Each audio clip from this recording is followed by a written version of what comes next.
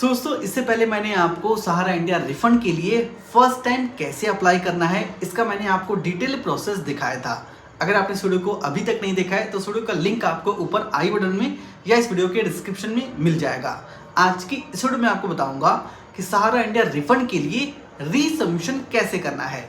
अगर आपने सहारा India refund के लिए फर्स्ट टाइम अप्लाई करा था लेकिन आपको डेफिशिएंसी कम्युनिकेटेड का मैसेज आ गया है, आपका सहारा इंडिया रिफंड का पैसा नहीं मिला है, एप्लीकेशन पेंडिंग में चला गया है, तो अब आपको सहारा इंडिया रिफंड के लिए एप्लीकेशन को दोबारा रीसबमिशन करना पड़ेगा। खुशी की बात यह है कि रीसबमिशन का पोर्टल पहले से बहुत अच्छा हो गया है।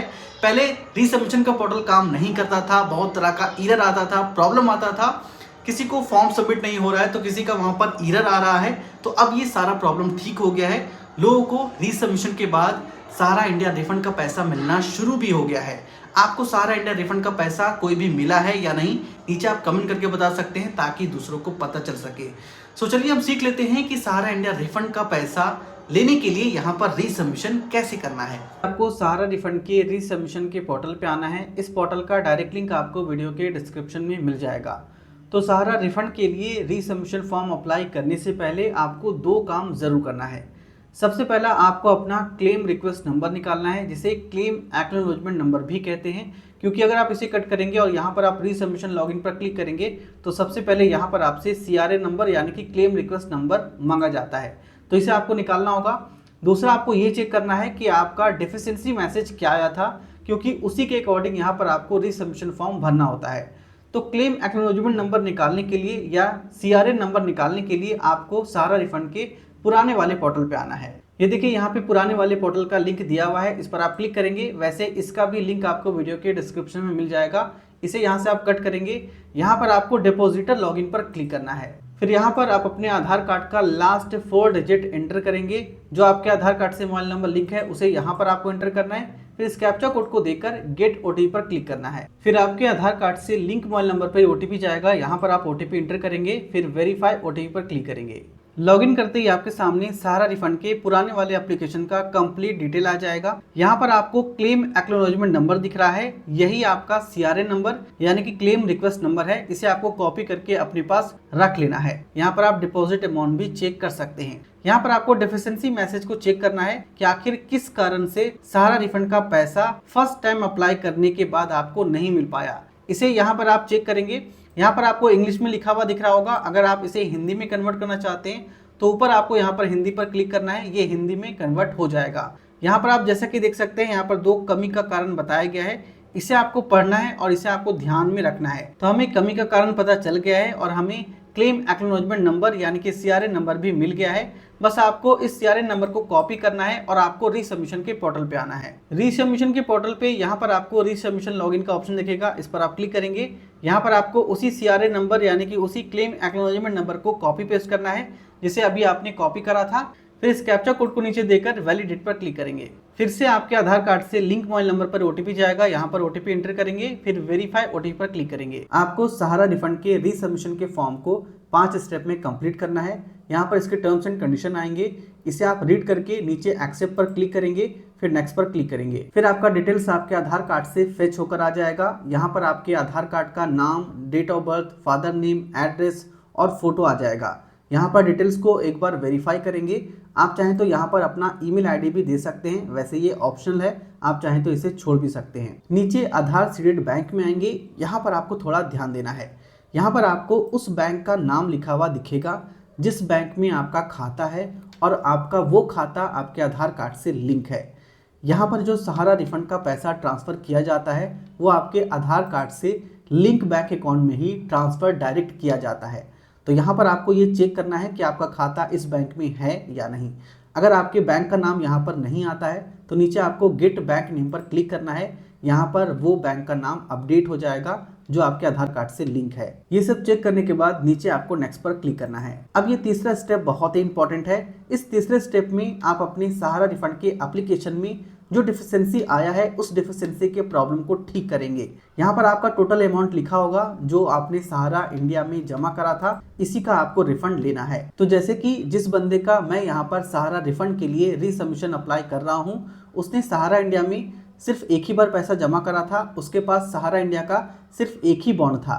इसीलिए यहाँ पर आपको सिर्फ एक ही क्लेम नजर आ रहा होगा। आपके केस में जितने भी क्लेम होंगे, जितने भी मेंबरशिप नंबर होंगे, यहाँ पर आपको सारा मेंबरशिप नंबर बारी बारी से सीरियल वाइज दिख जाएगा। तो यहाँ पर आपको बारी बारी से सभी क्लेम के डेफिशिएंसी के प्रॉब्लम को ठीक करना है।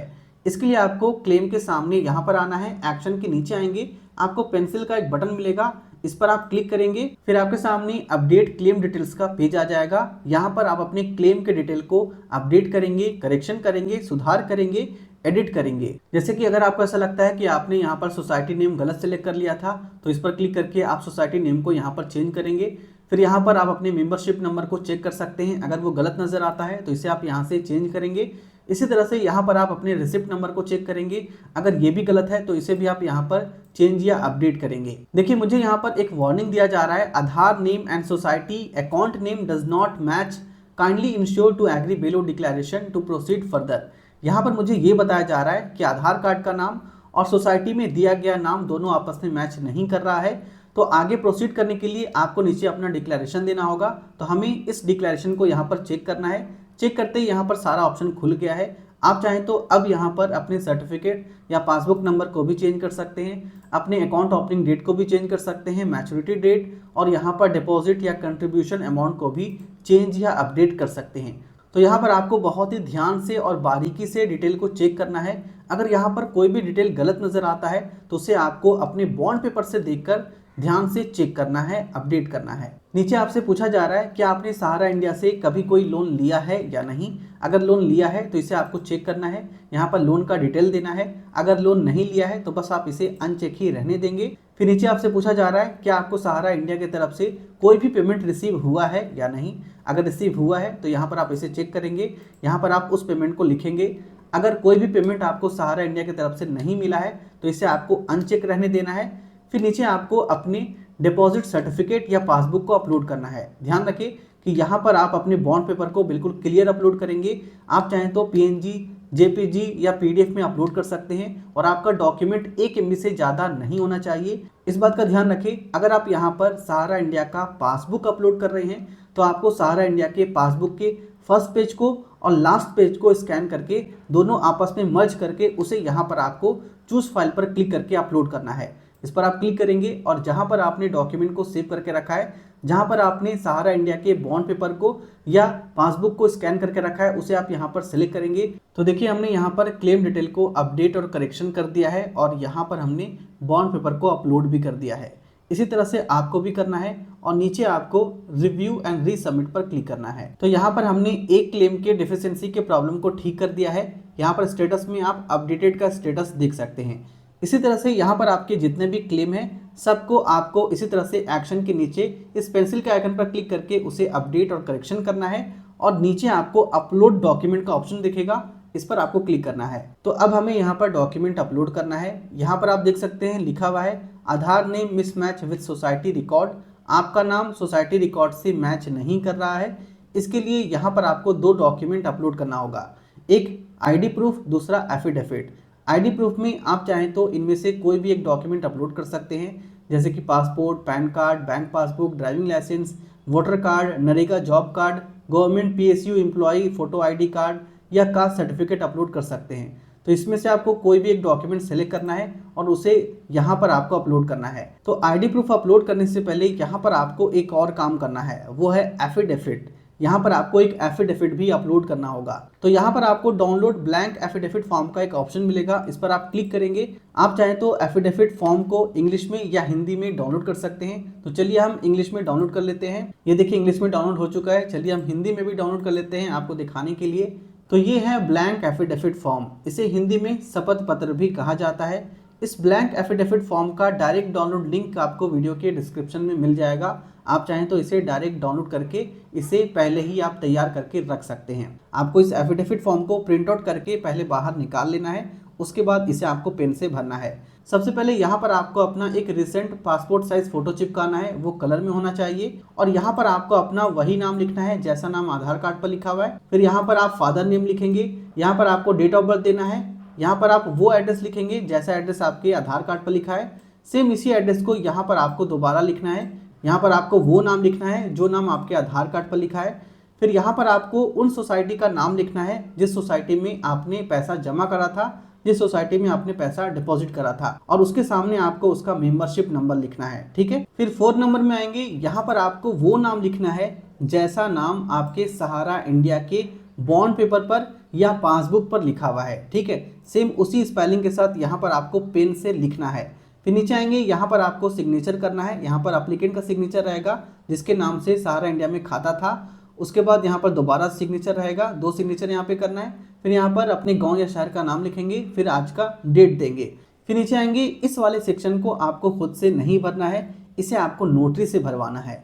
अब ये नोटरी कहाँ मिलेगा? नोटरी आपको आपके नज़दीकी कचहरी के पास मिल जाएगा।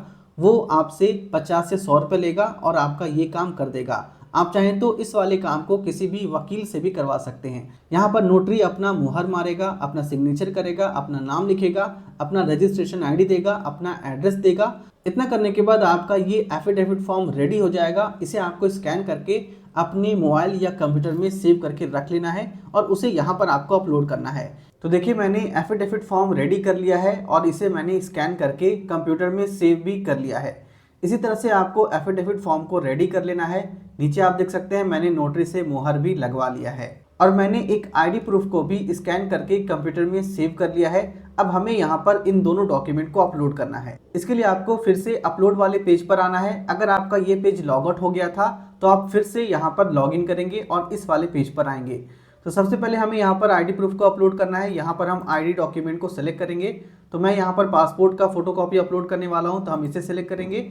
यहाँ पर आपको नेम एज पर आईडी देना है, यानी कि जैसा नाम आपके आईडी प्रूफ पर लिखा हुआ है सेम उसी स्पेलिंग के साथ यहाँ पर आपको अपना पूरा नाम लिखना है।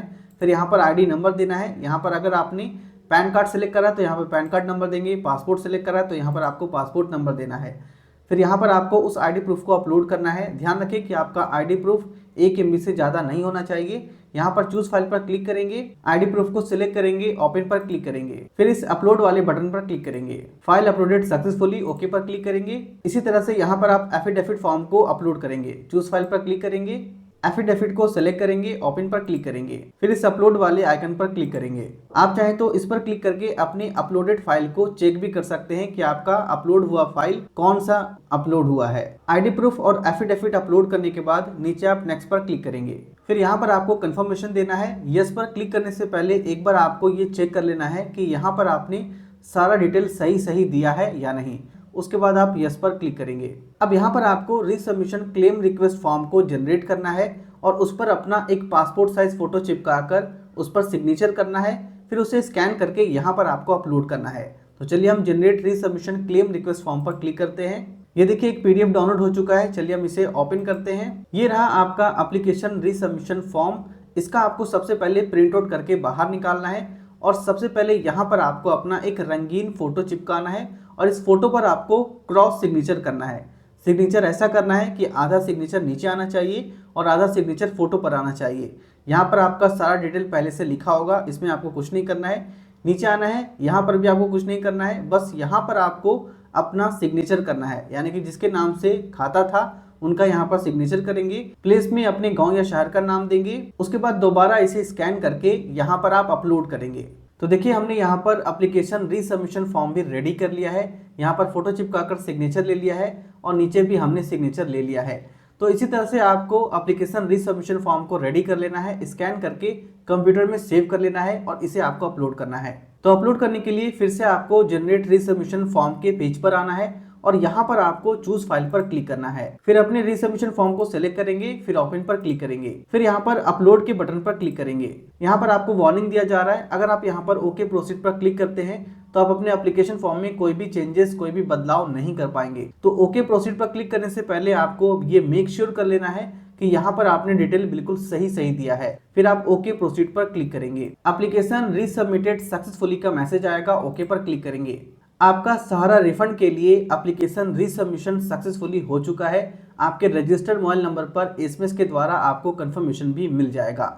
यहाँ पर आपको रीसबमिशन CRA नंबर मिलता है। आप चाहें तो इसका स्क्रीनशॉट करके या कॉपी करके अपने पास रख सकते हैं। यहाँ पर आपका कंप्लीट डिटेल लिखा हुआ मिल जाएगा। देखिए यहाँ पे लिखा हुआ है your resubmitted application form shall be reprocess in the next 45 working days. यहाँ पर आपको बताया जा रहा है कि आपका रीसबमिशन का एप्लीकेशन प्रोसेस होने में 45 डेज का टाइम लगेगा, 45 वर्किंग डे का टाइम लगेगा। यानी कि आप मान सकते हैं कि आपका ये एप्लीकेशन प्रोसेस होने में 2 महीने तक का टाइम लगेगा। तो आपको अपने एप्लीकेशन के स्टेटस को 1 महीने के बाद चेक करते रहना है। यहाँ पर आपको स्टेटस बताया जाएगा। तो स्टेटस कैसे चेक करना है, इसे आप यहाँ से एग्जिट करेंगे, फिर से आप सहारा रिफंड रीसबमिशन पोर्टल पे आएंगे और यहाँ पर आपको रीसबमिशन लॉगिन पर क्लिक करना है।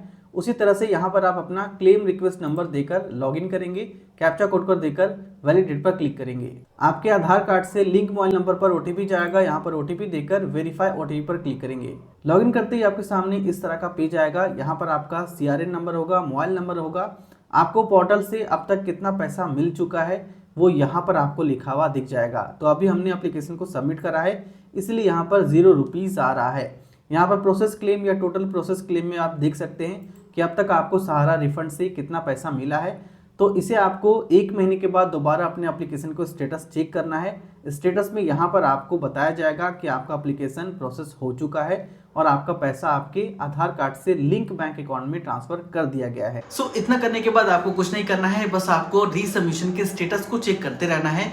स्टेटस चेक करने के लिए बस आपको रीसबमिशन के पोर्टल पे आना है, उसी तरह से CRN नंबर देकर और OTP से वेरीफाई करके लॉगिन करेंगे। यहाँ पर आपको स्टेटस बता दिया जाएगा। अगर यहाँ पर आपका क्लेम स्टेटस प्रोसेस लिखा आ जाता है तो इसका मतलब ये है कि आपका सहारा इंडिया रिफंड का पैसा डायरेक्ट आपके आधार कार्ड से लिंक बैंक अकाउंट में ट्रांसफर हो चुका है। आप अपने बैंक बैलेंस को चेक कर सकते हैं। यहाँ पर आपका रीसबमिशन का फॉर्म प्रोसेस होने में 45 दिनों तक का टाइम लग सकता है। ये वर्किंग डेज होता है, तो मान के चलिए आपका 1 से 2 महीने तक का टाइम लग सकता है आपका रीसबमिशन का फॉर्म कंप्लीट होने में। ठीक है, तो यहाँ पर आपको वेट करना है, अपने स्टेटस को चेक करते रहना है।